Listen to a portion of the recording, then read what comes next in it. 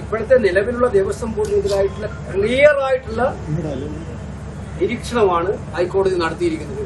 ഒരു നിമിഷം പോലും ജീവിതാനന്ദ ദേവസ്വം ബോർഡ് തുടരാറുണ്ട്.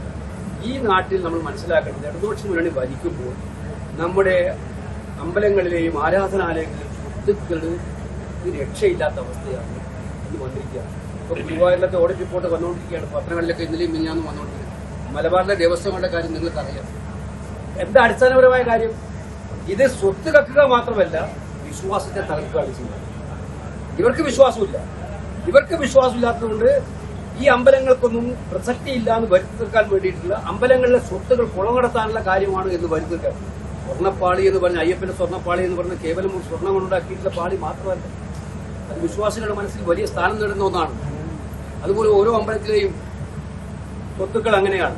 അപ്പൊ അത് കവർന്നെടുക്കുന്നതിന് മുഴുവൻ ലൈസൻസ് കൊടുക്കുന്ന ഒരു കാലഘട്ടം ഇതുപോലെ വേറെ ഉണ്ടായിട്ടുണ്ട്.